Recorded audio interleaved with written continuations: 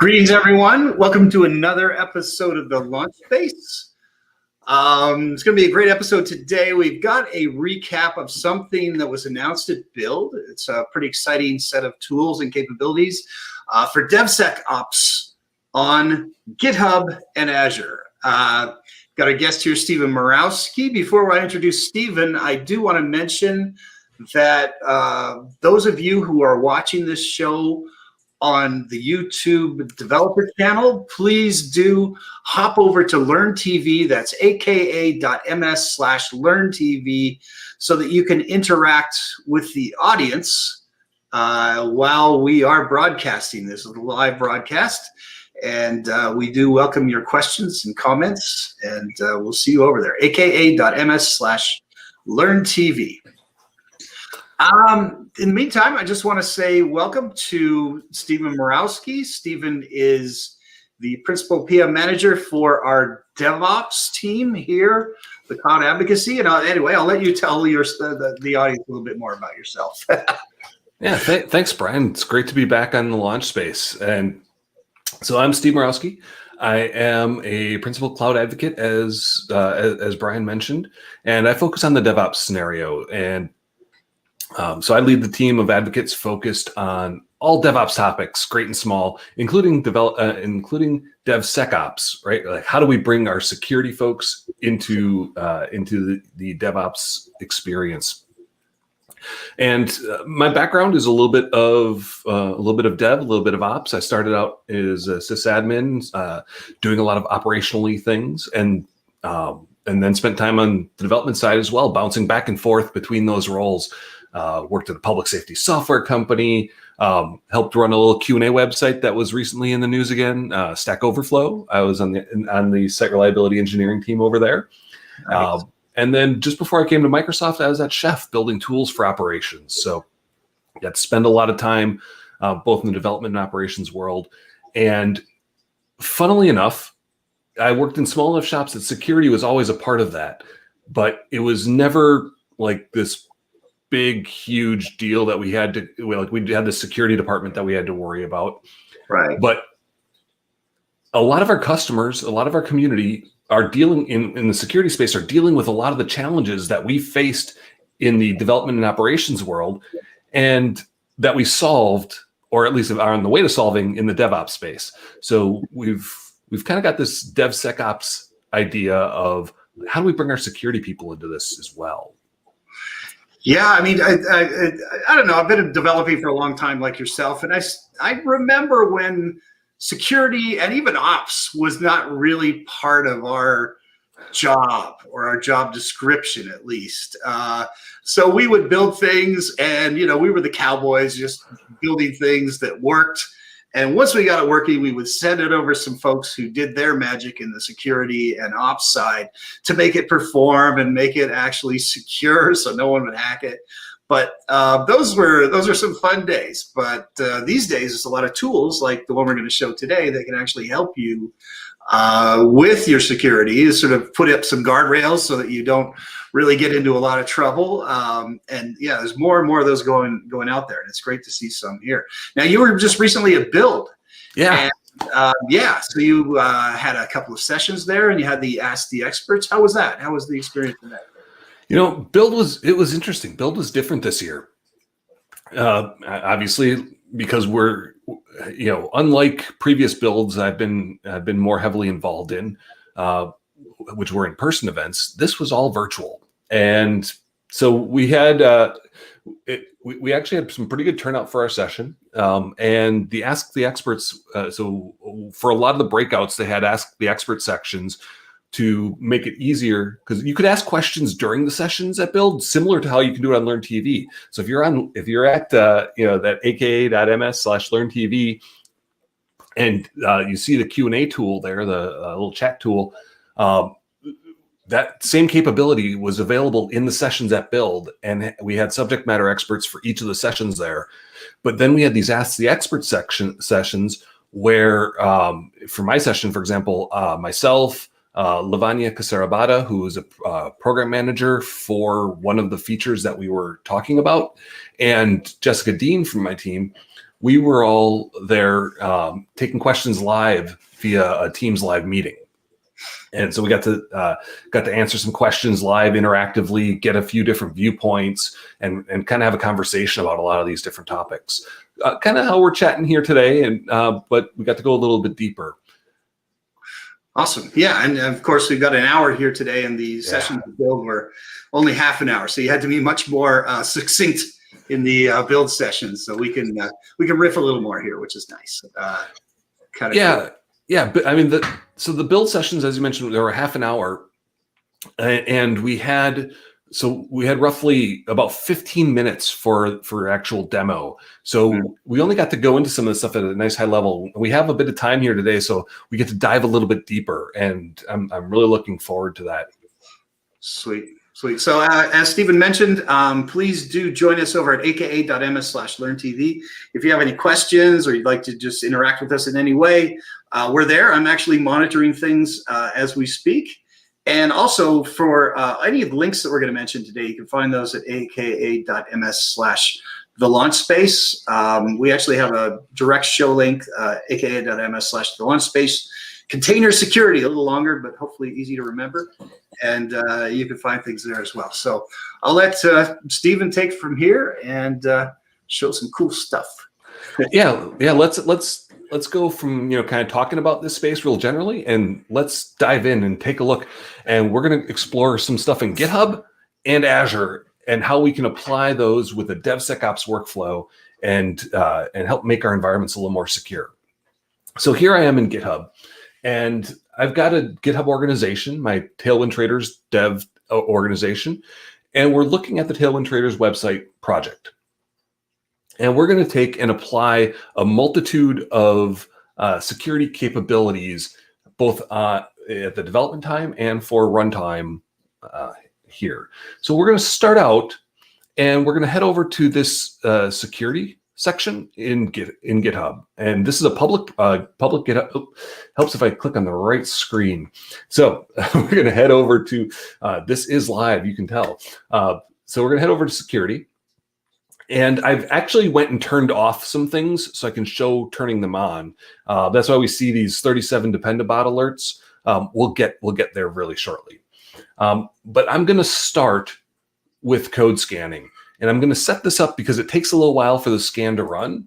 And I want to have something to actually go and dig into with y'all shortly. So we're going to go to set up more code scanning tools. And the one we're going to set up is this CodeQL analysis tool. And I like to think of this as magic.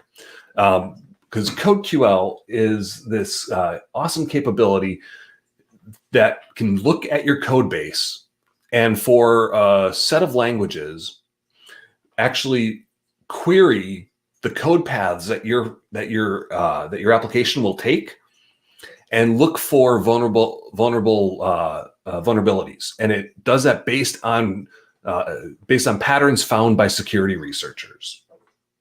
And so all we have to do is basically create this GitHub action or this GitHub workflow, which has some actions in it.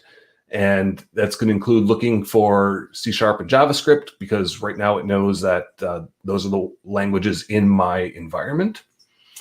And it's going to set up the scan and then publish some results. So I like this. Let's get that started. And we will talk more about CodeQL as we look at some of the results a little bit later. Now, as I said, this is a little bit more advanced of a step, but let's start with the basics, right? When we start looking at our code base, one of the simplest things that we can do to keep our code bases and our environments more secure is not put credentials into our repositories, especially public repositories. Once they're in the history of our code base, they become a lot more discoverable, and therefore, for code, that can be a good thing. For our secrets, not so much. So GitHub, out of the box, will provide some code scanning capabilities for secrets, and it will look for a lot of different secrets in public repositories, And we can see in the documentation, there's just a ton of different types of tokens that it knows how to look for and find in your code base. Right. And what it does when it finds these in a public repository is it has an API to be able to send the notification about where the token was found to the service that the token represents. So for example, I do a lot with Azure. If it finds Azure secrets in my code base in a public repository, it notifies Azure Security. And then Azure Security will can go back to the subscription owner or the owner of the resource that's affected and say, hey, you've got this leaked secret, you want to rotate things, or maybe even automatically revoke them. Right? There's these different capabilities. Now, for private repositories, it's a little different because a public repository is publicly searchable out on the web for everybody, and if it's in the history, it's still accessible. So you have to go back and scrub history. It's a bit of work to actually go and pull secrets out of a repository, and there's instructions on GitHub on how to go about doing that. But for private repositories, this is part of GitHub Advanced Security. And it would send notifications of found secrets to the repository maintainers, right? And there's actually a little bit more information that you can find here about, configuring secret scanning for private repositories, all in the documentation. We're not going to get into that too much right now, but just to let you know, there's two different behaviors. Now back to our repository here. So if I don't want secrets in my code, and GitHub is watching for those secrets to show up for the supported types, where should I put those things, right? Because I need them usually to do something. Usually it's in my CICD process or my application deployment process. I usually need some of those values. Well, we can put those into our in settings for the repository. There's a section for secrets. Now I've got a few secrets configured for this repository. I can configure them for particular environments. If I'm deploying into particular environments, I've got those configured in my deployment patterns. I can set them on a per repository basis, or you can set them at the organizational level. Now I've got a few of these set in my my environment here, and let's take a look at how referencing those looks like inside of a GitHub workflow. So I've got my build and publish workflow here, and so I check out my code, and now I'm where I need access to those secrets. I can use this reference node, this reference identification or reference syntax, and I can index into the secrets and then just give it the secret name. And then at runtime for the action, those secrets will be pulled from GitHub. They're stored encrypted in GitHub, so that we know that they're safe. And then it will pull those at runtime to populate those values. And so in this case, I'm getting a URL to a container registry, username and password, so I can do a Docker login, so I can build and push an image. All pretty straightforward. So let's go back into GitHub here. Now again, I may not want to have these on a per project basis, so I could put them at the organizational level. Hey, Stephen, I was going to mention, so from what I understand, so these secrets are exclusively for GitHub Actions. Mm-hmm. And they run, what happens is when you create a GitHub action, it sits there in the YAML, which is obviously publicly accessible. And then when you run that code in an action, it actually uses this thing called a runner, which is a container that GitHub runs. So GitHub manages these machines, these containers, and you actually check out the code. One of these runners checks out the code and then runs the code for you. And that's why you have to reference these secrets, right? Because they're in the repo, but they're not accessible to anyone outside that hasn't been authorized. And the runner has been authorized because it's part of the whole GitHub infrastructure. Would that be a good way to describe it? Yep. Yeah, very much so. So let's take a look back in GitHub here, and so I've actually got the result of one of my build actions here, and so you can see because it knows it's pulling a secret value, it puts a little asterisks in place here so that it's not echoing back those secrets into your runtime, right, or into your build log. So we can see those were getting populated, but we don't actually see what the values are. Sweet, great, absolutely. Now, as you mentioned, right, this is all scoped to my GitHub experience, and so it's going to be focused on my build, focused on what's happening in my GitHub Actions. So what happens if we want to actually use those secrets in more than one place, right? Maybe we want to use those secrets at runtime as well, and so we want to have references that embedded in our application, or maybe we need to use them in some administrative tooling, right? Azure Key Vault gives us a great place to put some of that stuff. So I've actually created a Key Vault, and so let's pop into the Azure portal, and of course that's the one thing I didn't directly open up to, but I have, as we go into my Azure portal here, I've got some different resource groups. We're going to go for my launch space resource group, and I've created a Key Vault. And in that Key Vault, I've set up some secrets, registry password, registry username. So basically the same type of secrets that we were using from that were getting pulled from GitHub, from the GitHub secrets. And I created an access policy, and I created a service principal so that I could access those secrets. Now we've got some great documentation in docs on how to set that particular bit up, and what it would look like to change my build here.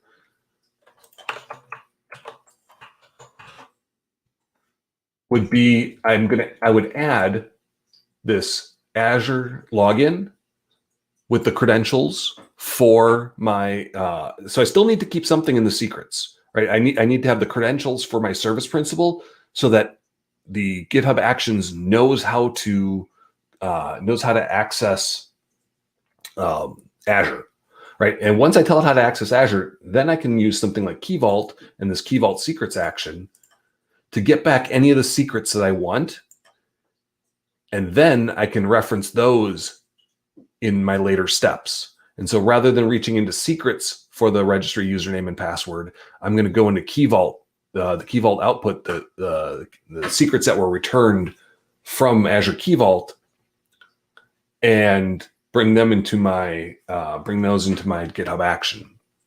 And that makes for a more centralized control experience if you're using Azure Key Vault. Because now in Azure Key Vault, I have the capability to set some expirations, to rotate my passwords there, rather than managing them on a per project or per organization manner in GitHub Actions or in GitHub itself. Now, it doesn't mean GitHub's a bad place to keep your secrets. It's just a different choice that we have access to. Right?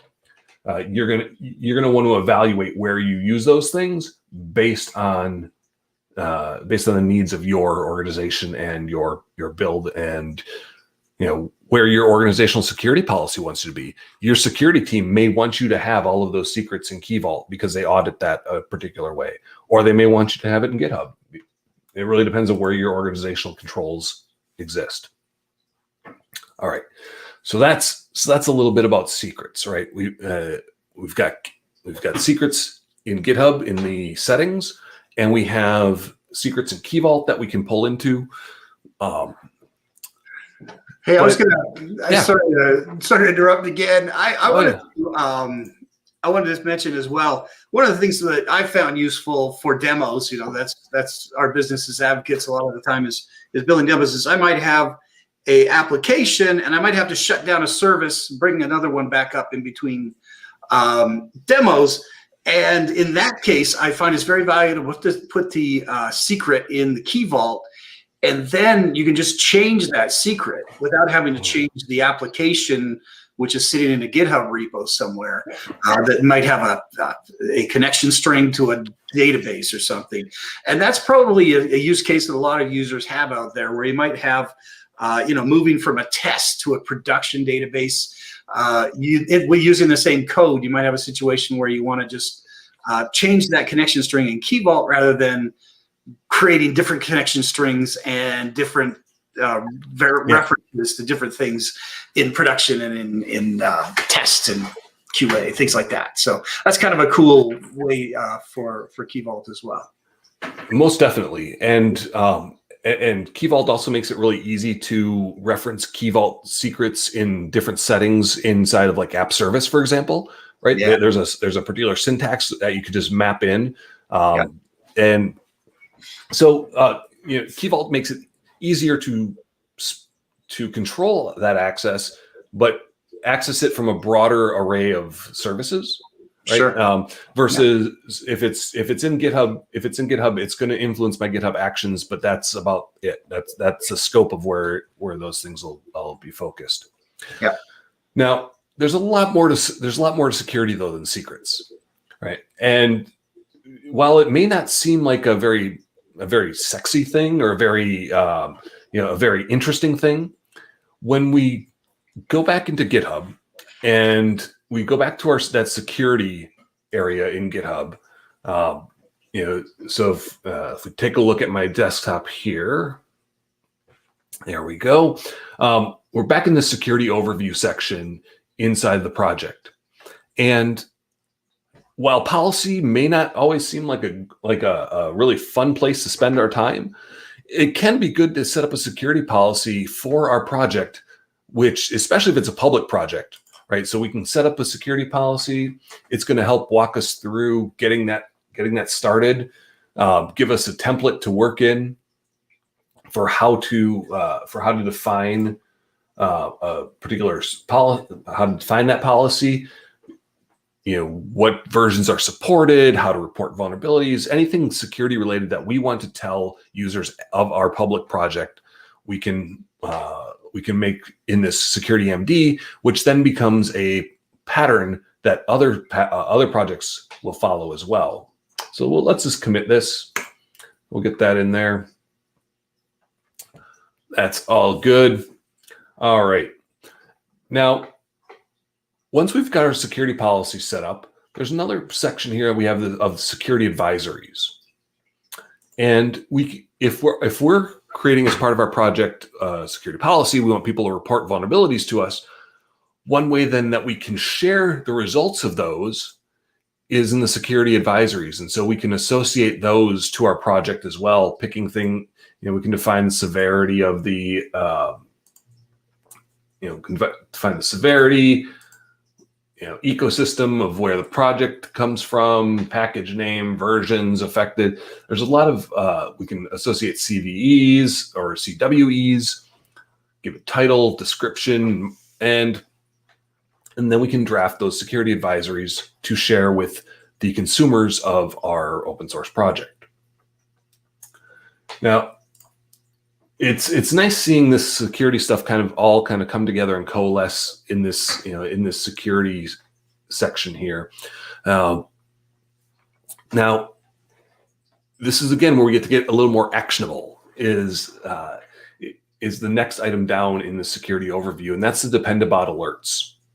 And so we can enable Pandabot alerts by default. They're enabled for I believe they're enabled by default for public projects. Once we do that, it pops us over into settings under security and analysis. And by default, we have dependency graph enabled. And so for projects that it understands dependency files, like for example, an NPM, you get an NPM lock file, you get which helps describe kind of the dependency tree of what your dependencies are. Those things are enabled. And so GitHub understands, like for NuGet, you have a lock file created for that helps describe packages. different dependency management systems have different files in which they, tell you about the specifics of the dependencies that you bound against when you build. So GitHub understands many of those. Now we can create alerts based on that. So when it knows that a dependency that you've bound against has a CVE or some sort of security vulnerability associated to it, we can get an alert right in GitHub. So we've enabled those.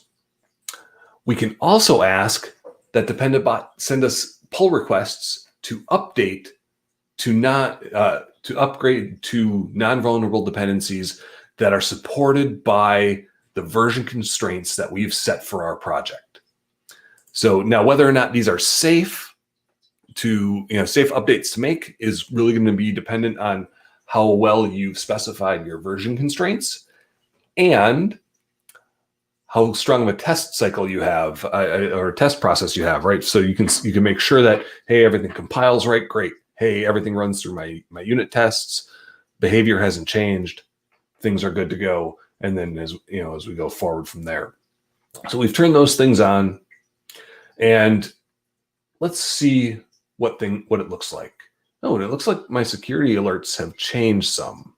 So let's go there. Now in security, I'm seeing that I've got some Pandabot alerts. Let's go take a look at those. And we can say we just turned this on, and already it's identified a number of potential vulnerabilities in my dependencies in my project. And we can sort, newest, oldest, severity. Let's go by severity. And so it's found some high severity stuff.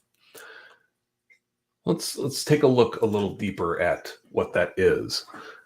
Now, when we look at this, alert, we can see it's generating an automated security update. So it's already creating a pull request for me to help alleviate this particular vulnerability, and it tells me what the step is, what the particular vulnerability is, and lets me then be able to make a decision about whether or not this is something I can bump, or do I need to look into this a little bit more, or maybe this is a dependency that we might want to transition away from, right? But it's putting that power back in the hands of our engineering team to then go for and make that determination, rather than having this be something that we might have to hunt out later, or, oh, hey, by the way, I remember hearing about that this vulnerability in a particular library. Maybe we should check to see if we're using it somewhere. The Pandabot helps bring those things right to life for us. All right.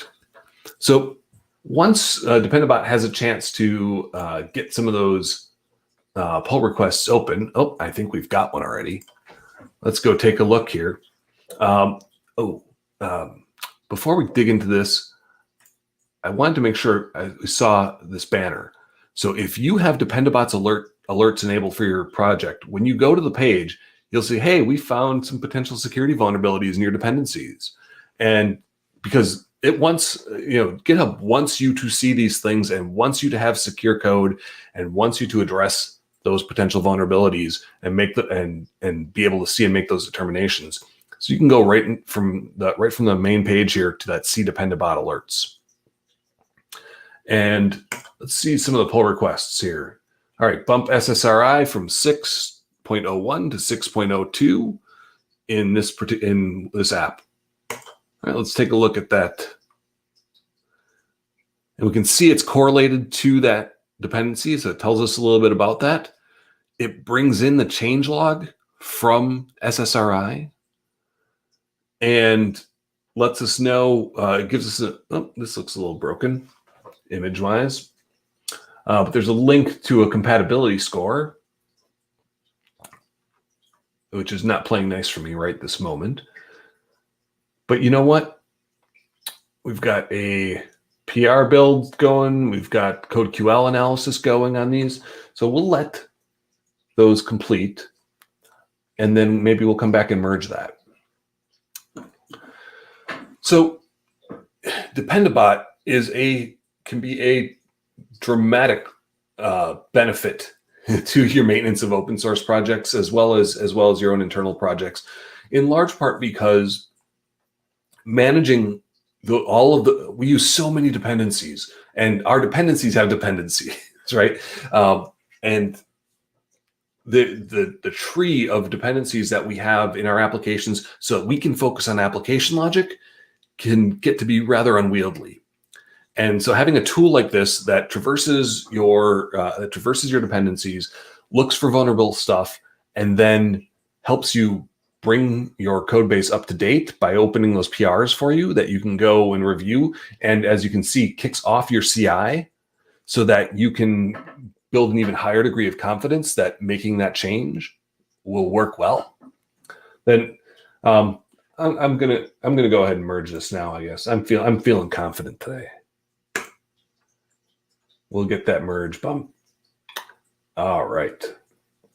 So now that we've taken care of that SSRI vulnerability, like we can, oh wow. So that dropped my vulnerability count down 26. So there were actually several instances of that SSRI vulnerability actually showing up in my scan results. So now that we've gotten that sorted out, let's go back and take a look. We've got some CodeQL scans that have run, and let's see what happened with those. So if I go into my actions, we've got our CodeQL scan here, and let's take a look at the first one that ran for us when I added CodeQL. And we've got C# and JavaScript. So it figured out what languages my project had. And even though I've got multiple languages in this project, like many of our projects do, it was able to look at both of them for me. So it builds my application, takes a look at, runs some analysis.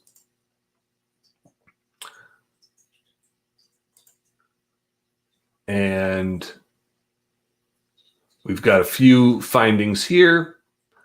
Now it's not so easy looking at this, right? A whole lot of text we're scrolling through. So let's go back to our security tab, because again, that's our home for all security things, and look at our code scanning alerts. And right now it's saying that we don't have any alerts. So most of that other stuff that was coming up there is all warnings. Now we can change what breaks our build. So in settings, under security and analysis, we can go in code scanning, and we have check failures. So what should fail? Is it only errors and warnings, or any alert? Right. So let's flip this to any alert just to see our build break. Right. Try not to maintain too much.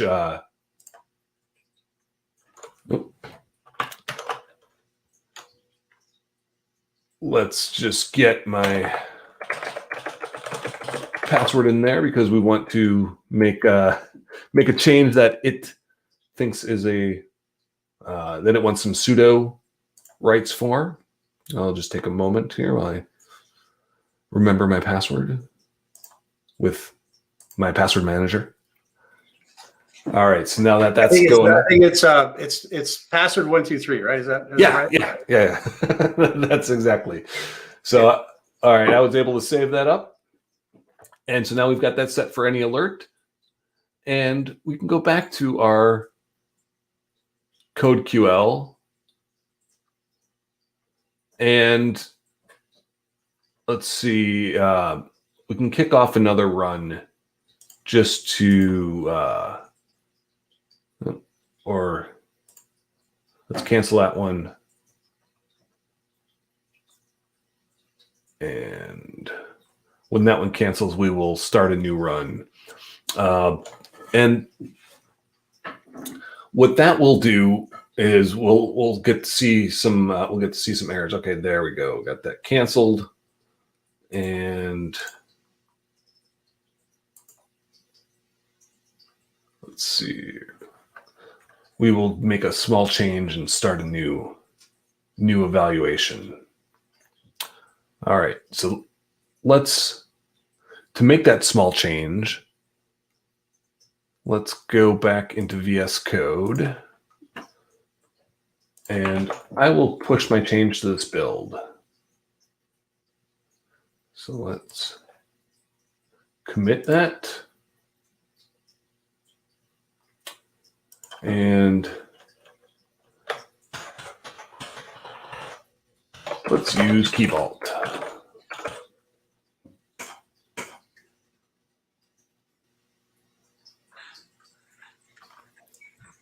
And we'll push that change. Yes. Hey, while that's pushing, I do have a couple of questions that have come in from the audience. Andrew, thank you for your questions.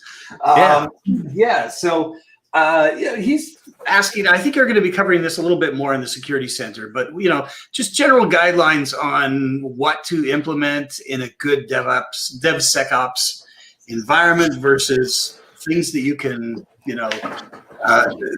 what's the minimum viable DevSecOps environment, I guess is the question. And the following question was more about, is there a way to incorporate sort of a security score versus just that number of errors that are there? So you can have a combination of, is there a way to customize that, I guess? Yeah. So in terms of getting started in like minimum viable DevSecOps, some of that's going to depend on your organization. However, the way I like to think about it is if I'm coming in from a lot of it depends on your persona, right? So if I'm a dev and I'm coming in and I'm trying to ship some code, I want to make sure that the code that I ship is, it is secure. It's that I'm not doing I'm not making any common mistakes, that I'm not shipping vulnerable dependencies, right? And so these are things that like the CodeQL and the Pandabot help me with on the development side of things. Once we start getting into, once I deploy this code out and I want to start looking at pen tests and different more active attempts at compromising my application, now we want to start bringing in somebody. We want to make sure that we're bringing in that security person, right? And whether it's an offensive test or if they're looking for how do we defend our environment, we want to make sure that we're bringing in that perspective and persona. Now, what we see in DevSecOps is really the further left, the further into the development cycle, earlier in the development cycle that we can fix things, the cheaper and more effective it is to fix. And as much of that low-hanging security fruit that we can fix, and again, coming down to a lot of insecure coding patterns or insecure dependencies. If we fix that stuff early on, that leaves our expensive thinking humans who are doing security work to focus on the things that require a human skill and intuition and experience to more effectively do.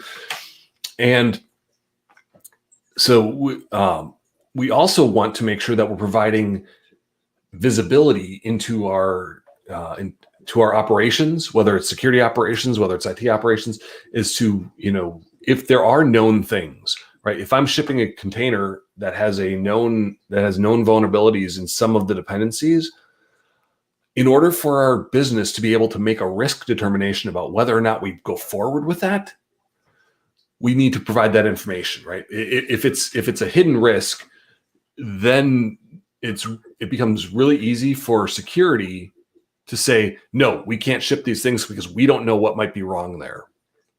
Just like it, back in the early days when I was getting into the DevOps space, we had this mismatch in alignment in development and operations.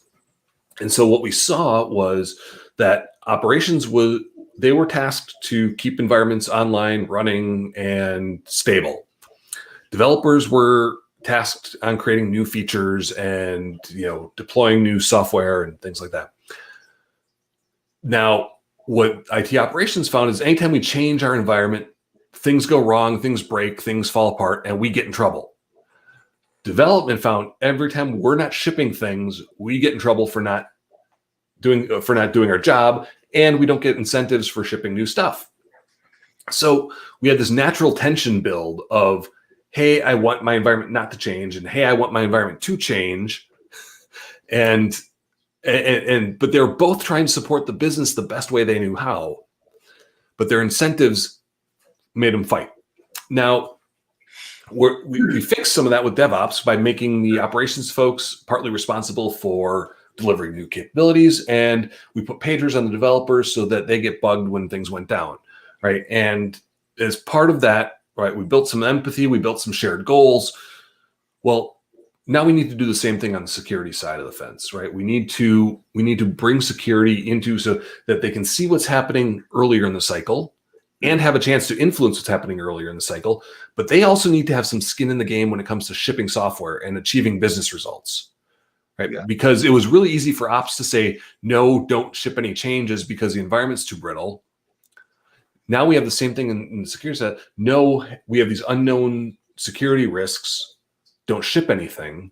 Right. To, hey, we need to ship this. How can we make this most secure? How do we surface any risks that we do have? Because there will be risks, right? Like if you want to have totally risk-free software, it's not going to do anything. It's not going to talk to anything. It's not going to have any data. It's going to run on a computer that no one can access, right? So we're by default, because we're exposing our software to someone else and it's having access to data, we're making compromises. So what are we making those compromises about? And we can't have that without information, right? And so part of this whole DevSecOps experience is making that information available to all of the concerned parties. Yeah. Also, it allows people to, an IT org can have staff who might be stretched to the limit, or limited staff, or no staff, and they might have, this is just a great way to be able to define roles as well, right? So you can make sure that the devs know that they are responsible for a certain number, to keep the number at a certain level before they pass it on to the security folks for review, in the dependent bot, for example, and some of the other tools that they're going to show. So. Yep. So, since we're kind of talking about this observability and the communication between development and development operations and security, right? I think it's a great time to surface one of the things that we announced at Build, and that's this integration that we have now between GitHub Actions and container scanning and Azure Security Center. Now, containers are a hot topic, right? Everyone wants the containers. They want the Kubernetes. They want the Docker, right? So, one of the concerns that we have in the world of shipping container images around is outdated dependencies and security vulnerabilities and credentials, all embedded in the container images. So one of the things that we've been talking with customers, we've been looking at the industry, and one of the things we've found is that the security folks really don't have a great view into what's happening at development time in terms of container scanning, in terms of basically what are the things that are being shipped into production environments. And so we've worked. So we've had container scanning in Azure Defender through Azure Security Center for images in Azure Container Registry. We've had that for a while. But what happens when we try to shift that left? Right, we want to move that container scan earlier in the process to give that team feedback earlier on. But we also want our security team to be aware and eventually be able to set policy about what vulnerabilities are we going to compromise on, and say, okay, that's something that we know it's a documented vulnerability, but it's not something that's exposed in how we're going to run our application, or it's not something that it's not a feature set that our applications taking advantage of. So therefore, the risk is minimal. And so that they can set policy based on and have that policy then be turned into immediate feedback for developers. And that's where it's going. Right now we have a preview of that behavior where we can do a container scan in GitHub Actions and have the results brought right back into Azure Security Center, so that Azure Security Center becomes that kind of single pane of glass that we see that the security professional needs to see what's happening in their environments. So let's see what this actually looks like. So inside of Azure Security Center, we have all sorts of recommendations and things. But to set up the container scanning, I need to go to pricing and settings. And the blog post that I was just on before is in the show notes, in that the launch space container security. So AKA MS, the launch space container security. That blog post is there and has links into all the documentation and how you can get started with this. So we go into pricing and settings, we select our subscription, and then we can go to integrations. One thing I didn't mention here, so as we look, it does require Azure Defender because I need to have the container registry scanning enabled. So once I have Azure Defender and registry scanning available, then I can go to my integrations, and there's this configure CICD integration. So we click that, and it helps us select a subscription. Then we pick a region where so Application Insights is used kind of as an intermediary step to relay the results of the container scan and get that ingested into Azure Security Center. And there are some Microsoft managed instances of Azure Security or of Application Insights that are available as part of this preview. So I will specify West US 2, and then it creates an authentication token and connection string for me. Now, what do I do with these things? Well, it links you back into documentation. And so we can go look at docs, and it shows us that there are a couple of secret values that we can create in our repo. And then it gives us an example of the build definition. So let's wire that up. Now, I've already gone ahead and in my settings, in my secrets, set those things up. So I have my AZ App Insights connection string and AZ subscription token. So I set those up. You can see I did that a couple hours ago to make sure we were ready to go for today. And now we're going to go and update our build. And so I'm going to go back into VS Code here. Now, where's my VS Code? Let's see. Here we go. And we will close that so we can see. So I'm going to take this existing build that I have. I'm going to modify it slightly. So rather than having the Docker login, Docker build, Docker push, we're going to have Docker login, Docker build, scan for vulnerabilities, and then push, and then publish the results. Now, there's a reason for this particular order. So the way the scan results gets reported, it has to be associated to something because of how it shows up inside of Azure Security Center. It's related to that image, the image being pushed into the container registry. So it helps us get more complete information about that container image. And we'll see what that looks like when we get into the portal. But I need the information from the Docker push as part of the results to send to Azure Security Center. So we're going to kick this off, but I've already run this earlier because it takes a little while for the build to happen, for the scan results to publish, and for it to be ingested into Azure Security Center. So I've pre-run this, and we can take a look at what that looks like.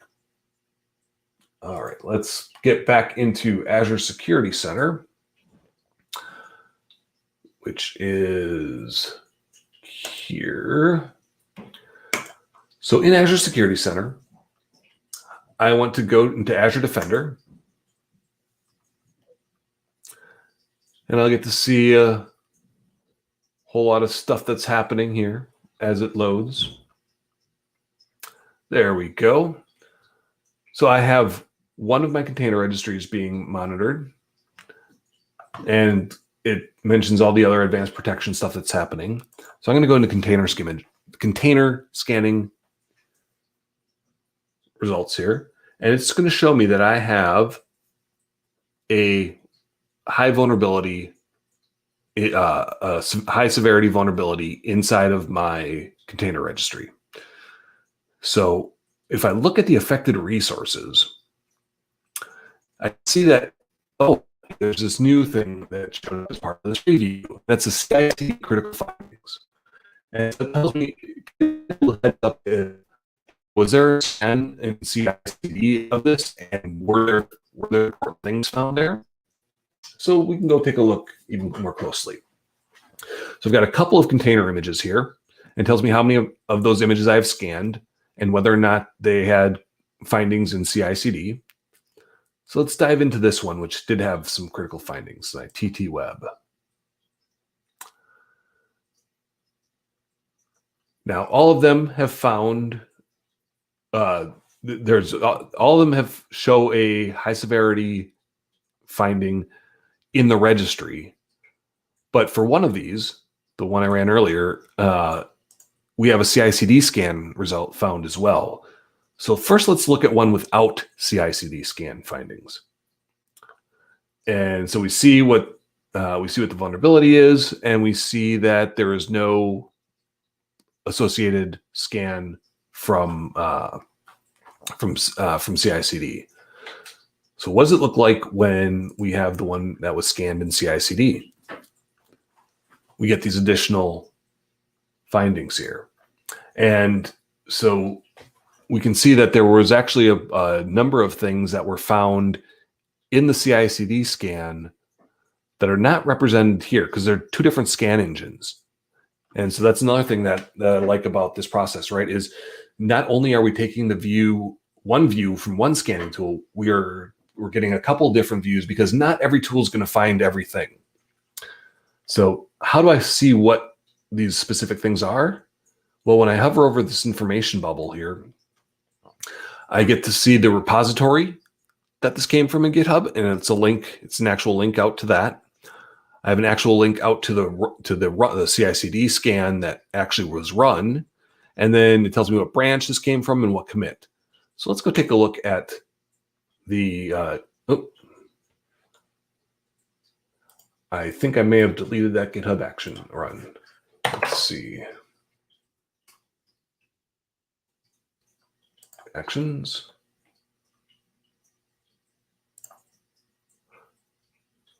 I may have cleaned up too effectively before this. Yeah, I think I did. Let's see if it's in my all workflows.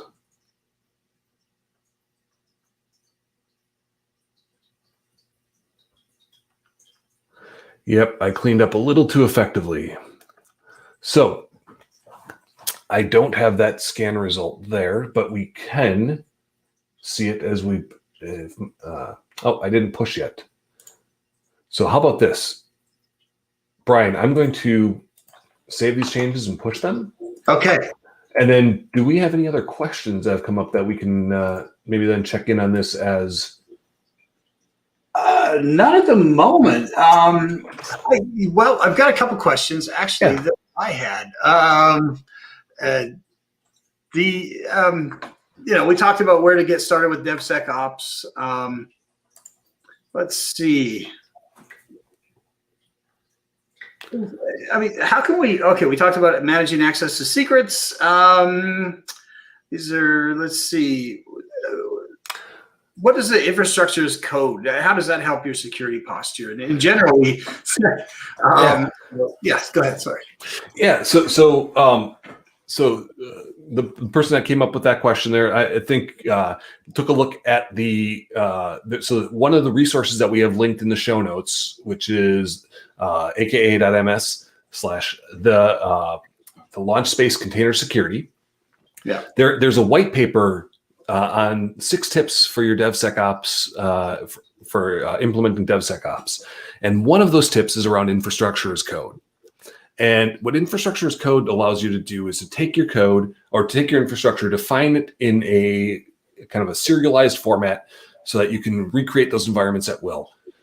But what it also does is it helps you expose the security posture of those environments, right? So all of the security rules, all the network security group, all of the role assignments, all of the access into those environments can be defined in code as part of that process.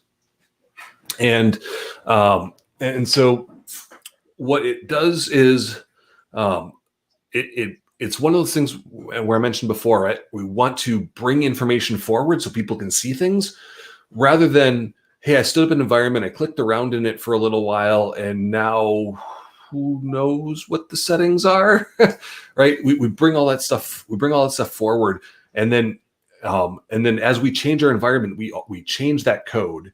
It can go through a pull request and review process. We can write tests to validate that my environment got to the state I expect it to be in. Mm-hmm. And by nature of doing that, we've increased the strength of our security posture. And then when it comes time like for an audit or something, rather than, hey, show me the settings page of this to prove that the right people have access, like we can show them the infrastructure as code that provisions that access code, and hey, right. And we can show them the history of application of that policy into the environment. And you have a much stronger audit log then of how the environment's changed over time. And so it gives you a lot of additional benefit and control there. Cool. Nice. So we have about 3 minutes left. I just want to say if anyone has any questions, please do join us at aka.ms/learntv and ask away. I do have one question. Today we showed a lot of security-based things that are based in GitHub and Azure. Are any of these tools applicable to local containers? If you're running these on your local machine, is there any way to sort of reference those and check them out before you get them out to GitHub or? Yeah, so sort of. So like the tools that are being used for the GitHub Action are they're open source scan tools, which you should be able to run locally. I haven't myself, but also if your local development loop includes bringing those containers locally to your workstation, if you route them through your Azure Container Registry. Or even if you're going out to Docker Hub, but you have your CICD scanning happening, right? Like you might have multiple layers of, like we build a base image and then we put our application on top of our base image, and right. So as long as you're applying these patterns at those different stages, your local experience will benefit from them, even if you're not running those particular tools locally. Good point. Good point. I mean, you can use something like ACR build. So you can, in our Azure CLI, we have a command ACR build, which is based on Docker build. So if it's building locally, you can run it on ACR and build it there as well. And that would presumably trigger these security tools as well. That's because it's if it successfully builds, it'll be in a security ACR registry entry, and then that would actually have the results that you were mentioning as well. So yeah. Yep. So if we can hop back over into my desktop for just a moment, I want to show you what the scan results look like when you look at the build at the GitHub Actions the GitHub workflow run. So right in your container scan results, right, it's going to list out some of the the CVEs that it finds. We can see that we got hey, this task failed. The build succeeded because we said couldn't continue on error so that we could publish the results. But we can see that there were findings here that probably would have wanted us to stop, right? So we can see that. We can see that there's a problem with GCC. Speaking of stopping, I think we have to wrap it up there. It's left. So Thank you, Stephen. This is great insights. Anyone who wants to find out about the white paper that Stephen referenced and any other links that we've talked about here, go to aka.ms/the launch space container security. I put it in the chat as well. Thank you for folks who are asking questions, especially Andrew out there. Appreciate all those questions. Sorry to get to all of them, but I may follow up with you after with a couple of things. He just mentioned something about Azure Arc and a couple of things, but we can talk about that later. So thank you very much, Stephen. Oh, my pleasure.